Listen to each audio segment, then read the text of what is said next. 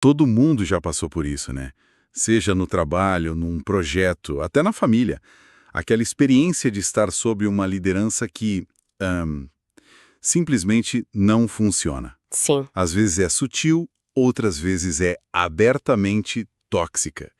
E a gente sempre fica se perguntando por que tantas organizações, mesmo as que têm as melhores intenções, acabam com líderes que mais criam problema do que resolvem. Onde é que a coisa desanda? É a pergunta de $1 milhão, não é?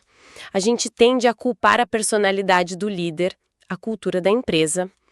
Mas e se o problema for mais fundo? Como assim? E se a nossa própria definição de autoridade estiver errada desde o começo? Exatamente. E aí que entra o material que a gente tem em mãos hoje. É um documento do Marcelo Oliveira chamado Autoridade Espiritual na Perspectiva Bíblica. E ele oferece uma lente, sabe? Um mapa para a gente diagnosticar exatamente esse problema. A nossa missão aqui não é fazer um estudo teológico, mas sim usar esse mapa para entender um jeito novo de enxergar poder e liderança. E a abordagem do texto é fascinante porque ele não tenta consertar o modelo que a gente já conhece. Ele, joga o tabuleiro pro alto e propõe um jogo completamente novo. Boa. Ele sugere que talvez a gente esteja confundindo os tipos de autoridade, e essa confusão é a raiz de quase todos os problemas. Então, a primeira peça desse quebra-cabeça que o texto apresenta é uma distinção que é a base de tudo. Ele separa o universo em dois tipos de autoridade: a autoridade suprema e a autoridade delegada. Vamos começar por essa primeira, a suprema.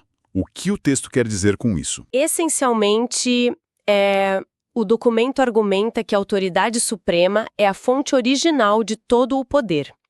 É a autoridade que pertence, por natureza, a Deus. A fonte. Isso. O texto usa citações diretas, como a de Jesus em Mateus: toda a autoridade me foi dada no céu e na terra. A ideia central é que essa autoridade é absoluta, completa e, o mais importante, intransferível. Intransferível. Pense no fundador de uma empresa que construiu tudo do zero. Ele é a fonte da visão, da cultura, do propósito. Ele pode até contratar um CEO para gerenciar a operação, mas a autoridade fundadora, essa continua com ele. Ninguém mais pode reivindicá-la. Gosto dessa analogia. Então essa autoridade suprema não é algo que um ser humano possa ter. É a fonte, o servidor central de onde todo o resto vem. Exato. Mas aí vem a minha dúvida. Se essa autoridade máxima é intransferível e pertence só a Deus, como é que alguém pode liderar qualquer coisa no mundo? Isso não cria um vácuo de poder onde ninguém pode tomar decisões? Essa é a questão-chave. E é aí que entra a segunda categoria, a autoridade delegada. O texto a descreve como funcional, e essa palavra é perfeita. Funcional. Não é uma posse, é uma função. A autoridade não é dada a uma pessoa como um título, um troféu, mas como uma ferramenta para realizar uma tarefa específica. Ela é temporária e condicionada à missão. Certo. Então não é você agora é uma autoridade, mas sim você tem autoridade para fazer isto. Exatamente. O material dá exemplos muito claros. Pensa na cena em que Jesus envia os discípulos. Ele não dá um cargo, um organograma. Ele dá uma tarefa: curar, anunciar uma mensagem e a autoridade necessária para cumprir essa tarefa. A autoridade está 100% ligada à missão. É como receber as chaves de um carro da empresa. As chaves são suas para usar no trabalho, para visitar clientes. Fazer entregas. Isso. Elas te dão o poder de se locomover para cumprir sua função, mas elas não são suas para levar para casa no fim de semana e usar para fins pessoais. A empresa continua sendo a dona do carro. E se a missão acaba, a autoridade, em teoria, também acaba. Exato. Isso muda tudo, porque no nosso modelo mental, a autoridade é um status que você alcança e acumula. Você vira gerente, diretor, presidente, e aquele poder é seu, faz parte da sua identidade. Sim, é uma posse. O que o texto propõe é que a autoridade delegada é mais parecida com a de um gerente de projeto do que com a de um CEO. Ele tem total autoridade dentro do escopo daquele projeto, mas quando o projeto termina, essa autoridade se dissolve. Precisamente. E isso nos leva ao exemplo de Pedro, que o documento também explora. Ele recebe as famosas chaves do reino. A imagem é poderosíssima, né? Soa como o ápice do poder. Com certeza. Mas sob a ótica do texto, essas chaves não são um cheque em branco de poder pessoal. Chaves servem para quê? Para abrir portas. A autoridade dele era funcional, facilitar o acesso, remover obstáculos, abrir o caminho para os outros. A responsabilidade era gigantesca, mas ainda era uma função de serviço subordinada à autoridade suprema que é a dona do reino. Ok. Então, o mapa que o texto está desenhando até agora tem 2 territórios bem definidos. A autoridade suprema, que é a fonte, intocável e divina, e a delegada, que é humana, funcional, temporária e sempre a serviço de uma missão. Isso.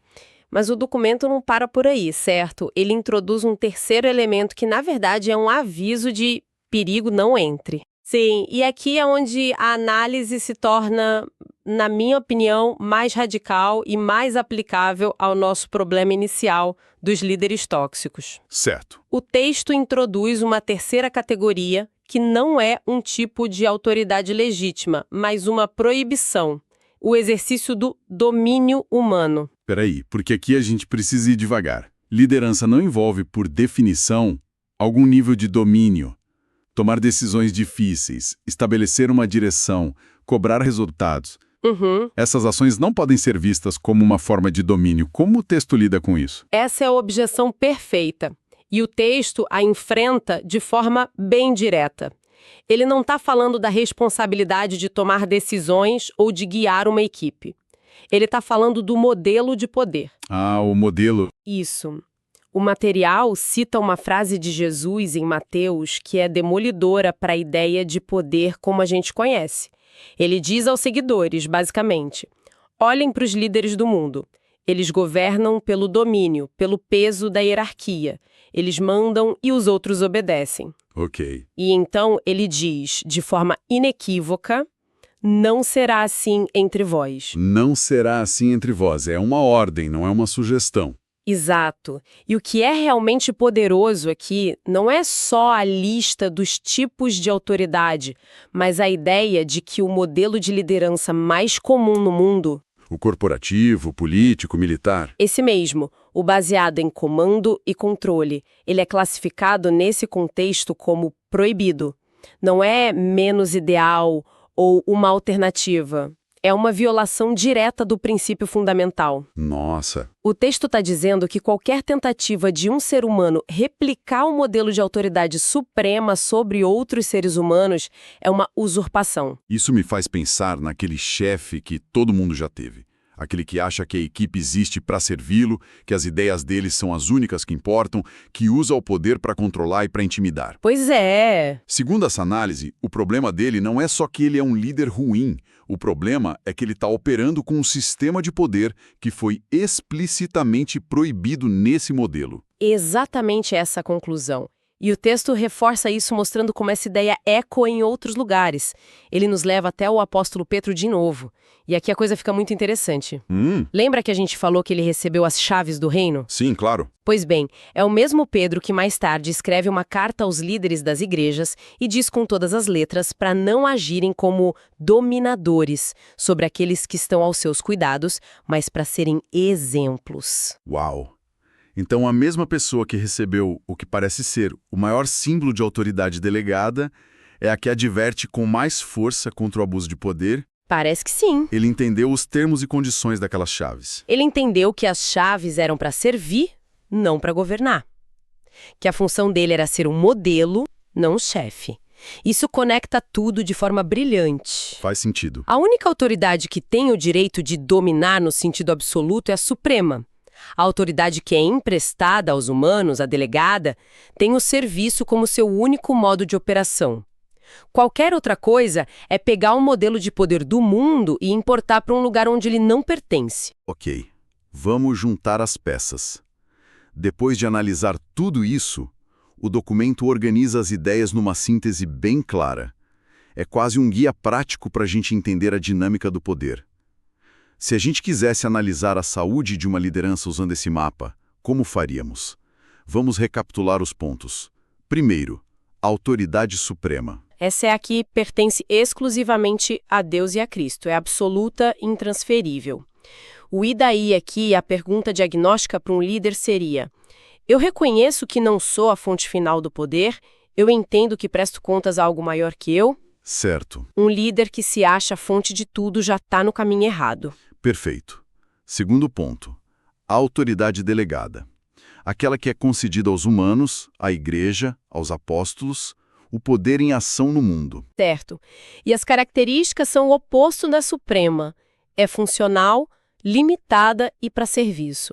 A pergunta diagnóstica aqui seria: eu vejo minha autoridade como uma ferramenta para capacitar minha equipe e cumprir nossa missão, ou a vejo como um direito pessoal? Um privilégio. Um privilégio, isso.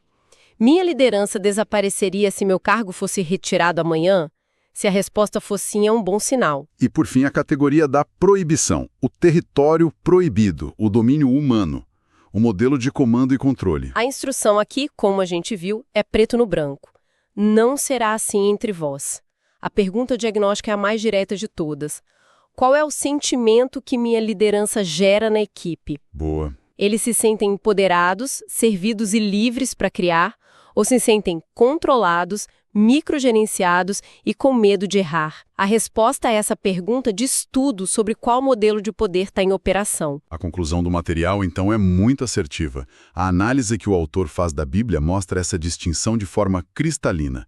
A autoridade espiritual, nesse contexto, não pode ser confundida com um poder hierárquico, com opressão. Sim, o marcador fundamental, o DNA desse tipo de liderança, é o serviço. Isso redefine completamente o que significa ser um líder. Não se trata de subir numa escada para chegar ao topo e ser servido por todos. Não. Trata-se de pegar a escada, colocá-la na parede para que os outros possam subir e ficar embaixo segurando firme para que ninguém caia. É uma reorientação radical de poder. Recapitulando nossa análise do texto do Marcelo Oliveira, a estrutura que ele propõe é realmente impactante. Temos essa autoridade suprema e divina, que é a fonte. Temos uma autoridade humana que é emprestada, funcional, baseada em serviço. E o que é crucial, temos uma proibição explícita contra o modelo de liderança baseado em domínio e poder pessoal, que, vamos combinar, é o modelo padrão em quase todo lugar. E isso nos deixa com uma reflexão final, um pensamento para levar conosco. O documento foca com muita precisão na natureza da autoridade dentro desse contexto bíblico específico. Mas a pergunta que ecoa para muito além do texto é: como a aplicação ou a falta de aplicação desses princípios de liderança-serviço molda a saúde das nossas comunidades e organizações hoje? Seja uma empresa, uma ONG, um time de esporte ou uma família. Exatamente. Pense nos ambientes mais saudáveis e produtivos de que você já fez parte e nos mais tóxicos. Se você aplicar essa lente de 3 partes, suprema, delegada e domínio, que tipo de poder estava realmente em jogo? Boa pergunta. E talvez a pergunta mais desafiadora no nosso próprio exercício de influência, por menor que seja, qual desses modelos a gente está consciente ou inconscientemente colocando em prática?